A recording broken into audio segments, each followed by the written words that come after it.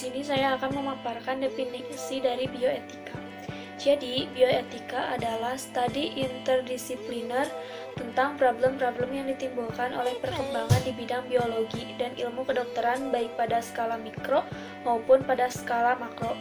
Lagi pula tentang dampaknya atas masyarakat luas serta sistem nilai kini dan masa mendatang. Selanjutnya ada ciri-ciri dari bioetika.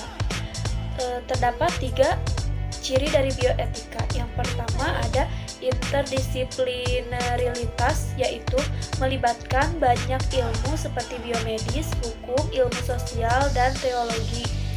Selanjutnya yang kedua ada internasionalisasi, yaitu problem-problem etis yang ditimbulkan dalam perkembangan ilmu-ilmu hayati bersifat internasional. Terus yang terakhir ada pluralisme, yaitu dalam bioetika melibatkan banyak golongan dan pandangan yang diikutsertakan. Nah, selanjutnya ada aplikasi bioetika, pro dan kontra. Yang pertama adalah cloning. Cloning merupakan pembuatan organisme dari bagian tubuh organisme dewasa. Pro-nya ialah pencapaian bioteknologi yang tinggi dalam perbanyakan organisme dengan sifat identik. Kontranya, manusia dianggap telah bertindak seperti Tuhan. Yang kedua yaitu babi transgenik. Nah, babi transgenik adalah pengembangan hemoglobin manusia dengan menggunakan babi. Pro-nya, kebutuhan hemoglobin manusia dapat dibantu dipenuhi. Kontranya yaitu dalam agama Islam penggunaan babi itu dilarang atau haram. Dan yang ketiga adalah tanaman transgenik. Tanaman pangan yang telah mengalami rekayasa genetik. Pro-nya yaitu tahan hama, tahan herbisida, tahan jamur, serta memiliki kandungan nutrisi yang lebih tinggi. Kontranya yaitu berbahaya jika dikonsumsi dan ketidakseimbangan ekologis. Yang terakhir yaitu sel punca atau stem cell adalah penggunaan sel embrio sebagai sel punca. Yaitu ada pro dan kontranya. Pro-nya yaitu pembuatan sel dan jaringan untuk diterapi medis. Kontranya, penggunaan embrio dapat disamakan pembunuhan. Berikut merupakan aplikasi bioteknologi positif. Fermentasi pada tempe, oncom, atau yogurt. Kultur jaringan pengadaan bibit tanaman. Bunga GMO, tulip warna-warni Jepang. Inseminasi buatan, perkawinan buatan. Fertilisasi in vitro, bayi tabung untuk pasangan suami dan istri. Splitting, pengadaan bibit pada hewan. Insulin buatan, contohnya untuk penderita diabetes. Terapi gen, contohnya untuk penderita kanker darah. Detektor ranjau darat, contohnya tumbuhan detektor logam. Biofarming.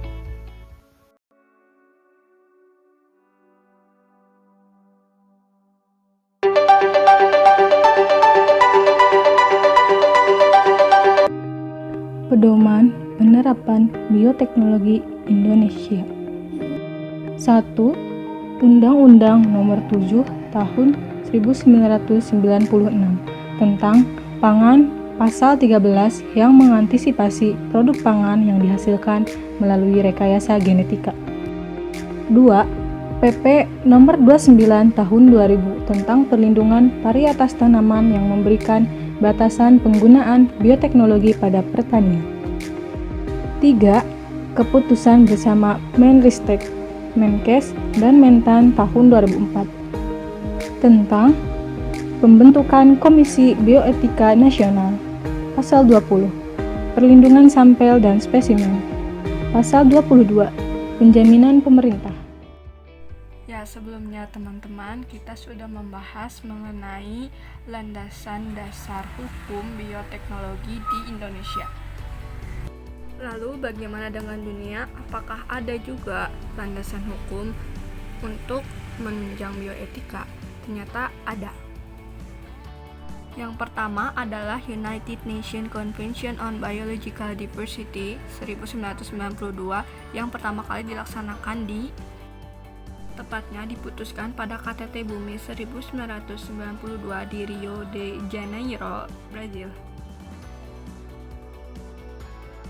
Protokol yang dikenal sebagai Cartagena Protocol on Biosafety to the Convention on Biological Diversity di tahun 2002. Protokol ini merumuskan bagaimana caranya pihak membuat peraturan tentang pertanggungjawaban dan ganti rugi atas kerusakan. Selain itu, di pasal 2 UNCBD menyatakan definisi bioteknologi. Pasal 8 diatur pula pengaturan, pengelolaan, dan pengendalian risiko. Cartagena Protocol on Biosafety to the Convention on Biological Diversity 2000 pula dengan protokol biosafety. Jadi teman-teman, hukum yang kami dapatkan itu berisi mengenai protokol-protokol dilaksanakannya bioteknologi.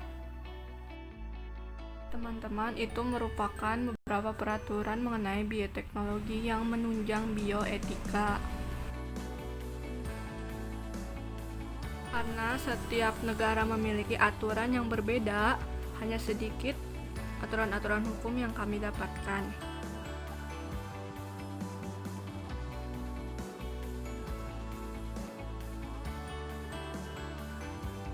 Aplikasi bioteknologi yang negatif itu ada dua.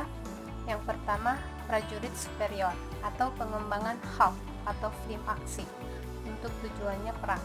Di sisi negatifnya, yang pertama itu bertolak belakang dengan etika moral dan agama serta berbahaya bagi perdamaian dunia. Yang keduanya, senjata biologis atau senjata pemusnah massal. Yang sisi negatifnya yaitu asumsi, di mana asumsi itu ada SARS atau COVID-2 atau dikenal sebagai virus corona, dianggap sebagai hasil pengembangan senjata biologis untuk menggoyahkan dunia.